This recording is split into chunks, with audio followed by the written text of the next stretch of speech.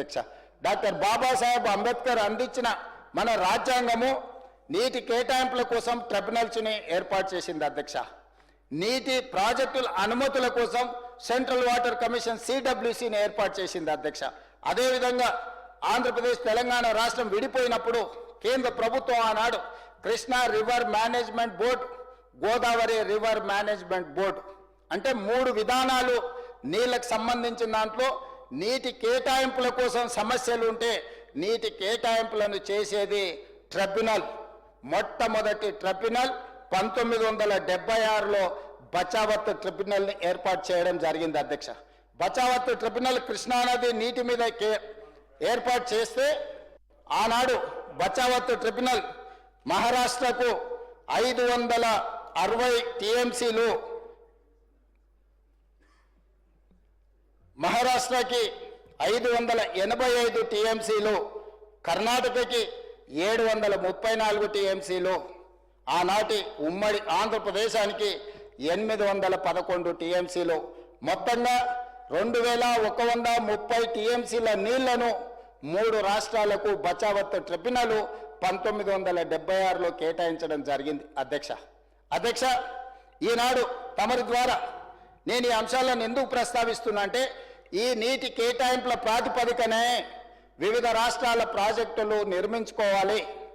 ఈ నీటి కేటాయింపులే ఏ విధంగా లెక్క తీసుకున్నారంటే 75% డిపెండబిలిటీ అంటే 4 సంవత్సరాల వర్షాలను 3 సంవత్సరాలు వచ్చిన నీటిని పరిగణలోకి తీసుకొని, అంటే 4 సంవత్సరాల వర్షాలు 100% అనుకుంటే 3 సంవత్సరాలు అత్యధికంగా వచ్చిన వర్షాన్ని అంచనా వేసి ఇది నీరు అందుబాటులో ఉన్నది, ఇందులో నీళ్లను కేటాయిస్తున్నామని చెప్పి మహారాష్ట్రకు 585, కర్ణాటకకి 734, ఉమ్మడి ఆంధ్రప్రదేశ్కి 811 టీఎంసీలు, టోటల్గా 2130 టీఎంసీల నీటిని బచావత్ ట్రిబ్యునల్ మొట్టమొదటి అవార్డు ప్రకటించి ఈ రాష్ట్రాలు ఏ విధంగా వాడుకోవాలనో గంపగుత్తగా కేటాయించింది అధ్యక్ష. ఆ తర్వాత ఈ నీటి కేటాయింపుల ప్రాతిపదికన ఎవరు ప్రాజెక్టులు కట్టుకోవాలన్నా అది ఏదైనా అది శ్రీశైలం కావచ్చు, నాగార్జున సాగర్ కావచ్చు, జూరాల కావచ్చు, డిండి కావచ్చు, లేకపోతే కల్వకుర్తి కావచ్చు, భీమా కావచ్చు, నెట్టంపాడు కావచ్చు, కోయిల్ సాగర్ కావచ్చు, పాలమూరు రంగారెడ్డి ఎత్తిపోతలు కావచ్చు, లేదా మక్తల్ నారాయణపేట కొడంగల్ ప్రాజెక్టులు కావచ్చు, ఏ ప్రాజెక్టులైనా సిడబ్ల్యూసి అనుమతులు తీసుకొని కట్టుకోవాలి అధ్యక్ష. ఇది ఉమ్మడి రాష్ట్రంలో ఉన్న నిబంధన. జూన్ 2, 2014 నాడు తెలంగాణ ఆంధ్రప్రదేశ్ రాష్ట్ర విభజన సందర్భంగా పునర్విభజన చట్టాన్ని తెచ్చినప్పుడు ఆనాటి ప్రభుత్వం ఈ 2 రాష్ట్రాల మధ్య ఉన్న సమస్యలను పరిష్కరించుకోవడానికి పూర్తి స్థాయిలో ఒక చట్టాన్ని తీసుకొచ్చింది అధ్యక్ష. ఆనాడు శ్రీమతి సోనియా గాంధీ గారు 2 రాష్ట్రాల మధ్యలో వైషమ్యాలు తగ్గాలి, కలిసిమెలిసి ఉండడానికి ఒక చట్టాన్ని తీసుకొచ్చిండ్రు. ఆ చట్టంలో సాగునీటి ప్రాజెక్టుల విషయంలో ఏ విధంగా మన సమస్యలు పరిష్కరించుకోవాలో స్పష్టంగా చట్టంలో పెట్టింది అధ్యక్ష.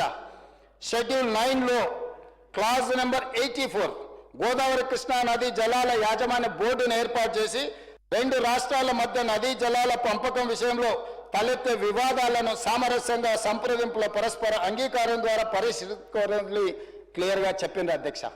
తద్వారా సెక్షన్ 89లో ఏ ప్రాజెక్టులు ఎవరెవరికి ఉన్నాయో కూడా ఈరోజు వాళ్ళు స్పష్టంగా ఒక చట్టాన్ని మనకిచ్చి ఈ చట్ట పరిధిలో మీరు రాష్ట్రాలను పరిపాలించుకోండి, నీటికి అనుమతులు తీసుకోండి అని చెప్పడం జరిగింది అధ్యక్ష.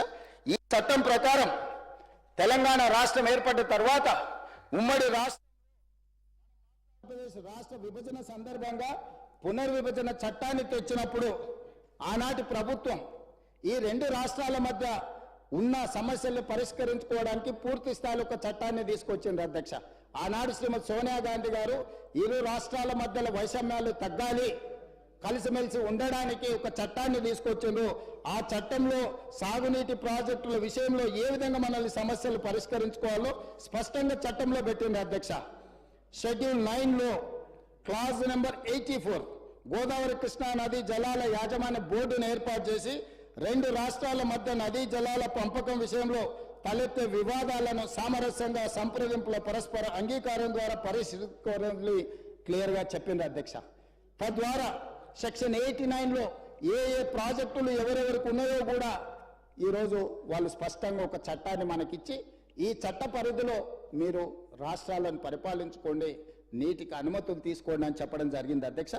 ఈ చట్టం ప్రకారం తెలంగాణ రాష్ట్రం ఏర్పడిన తర్వాత ఉమ్మడి రాష్ట్రంలో మనం మాట్లాడాల్సింది ప్రాజెక్టుల వారీగా ఎన్ని కేటాయింపులు ఉన్నాయో వాటి ఆధారంగా మనం చర్చించాల్సిన అవసరం ఉండే అధ్యక్ష. కానీ చంద్రశేఖరరావు గారు ఈ విధంగా పాటించకపోను ఈరోజు తెలంగాణకి తీరని అన్యాయం చేసింది అధ్యక్ష. అధ్యక్ష, బచావత్ ట్రిబ్యునల్ తర్వాత 1997లో కర్ణాటక అభ్యంతరం పెట్టింది. నీళ్లు 3 రకాల అధ్యక్ష: నికర జలాలు, మిగులు జలాలు, వరద జలాలు. 811 టీఎంసీల నీళ్ళు ఏవైతే మనకి ఇచ్చిండ్రో నికర జలాలు, నికర జలాల మీద నిర్మించే ప్రాజెక్టులే కాకుండా చివరి రాష్ట్రంగా మహారాష్ట్ర వాడుకొని, మహారాష్ట్ర వాడుకున్న తర్వాత మిగిలిన నీళ్లు కర్ణాటక వాడుకొని, కర్ణాటక తర్వాత ఉన్న ఆంధ్రప్రదేశ్ నీళ్లు వాడుకొని, ఎప్పుడైనా అధిక వర్షం అంటే మిగులు మన ప్రాజెక్టులు కేటాయింపుల కంటే మిగులు జలాలు ఉంటే అవి బంగాళాఖాతంలో కలుస్తాయి, సముద్రంలో కలుస్తాయి. కాబట్టి ఆనాడు ఉమ్మడి ఆంధ్రప్రదేశ్ ఒక ప్రతిపాదన తీసుకొచ్చింది. మేము చివరి రాష్ట్రంగా ఉన్నాం, కరువు వచ్చినప్పుడు పై రాష్ట్రాలే వచ్చిన కొన్ని నీళ్లను వాళ్ళే ఒడిసి పట్టుకుంటారు, కింది వరకు మాకు రాదు, కరువు వచ్చినప్పుడు మాకు నష్టం జరుగుతుంది. కాబట్టి నీళ్లు ఎక్కువ వచ్చినప్పుడు, మిగులు జలాలు వచ్చినప్పుడు అవి సముద్రంలోకి పోయే బదులు మేము వాడుకుంటాము, మేము ఆ ప్రాజెక్టులు కట్టుకుంటాము అని అంటే మిగులు జలాలకు కూడా ఆనాడు మనకు అనుమతి ఇచ్చింది అధ్యక్ష. దాంట్లో భాగంగానే శ్రీశైలం లెఫ్ట్ బ్యాంక్ కెనాల్లో 30 టీఎంసీలు, కల్వకుర్తి లిఫ్ట్ ఇరిగేషన్కు 25 టీఎంసీలు, అదేవిధంగా నెట్టంపాడుకు 22 టీఎంసీలు, తెలంగాణకు సంబంధించి 77 టీఎంసీలకు మనకు అనుమతి ఇవ్వడం జరిగింది అధ్యక్ష. అదేవిధంగా ఆంధ్రప్రదేశ్కు సంబంధించి తెలుగు గంగ ప్రాజెక్టు, హంద్రీనివా సృజల స్రవంతి, గాలేరు నగరు సృజల స్రవంతి, వెలుగొండ ప్రాజెక్టులకు వాళ్లకు కూడా 150 టీఎంసీలకు అనుమతులు ఇవ్వడం జరిగింది అధ్యక్ష. అధ్యక్ష, 227 టీఎంసీలు మిగులు జలాలకు అనుమతిస్తే పైనుండే రాష్ట్రం అలమట్టి ప్రాజెక్టు నిర్మించుకుంటున్నప్పుడు ఆనాడు మనం అలమట్టి ఎత్తు పెంచితే కింద ఉండే దిగువ రాష్ట్రమైన ఉమ్మడి ఆంధ్రప్రదేశ్కు నష్టం జరుగుద్ది, ఆ ఎత్తును పెంచడానికి లేదు అని ఆనాడు అభ్యంతరం పెట్టారు అధ్యక్ష. దాంతో కర్ణాటక రాష్ట్రం 1997 ఏమన్నదంటే మిగులు జలాలతో మీరు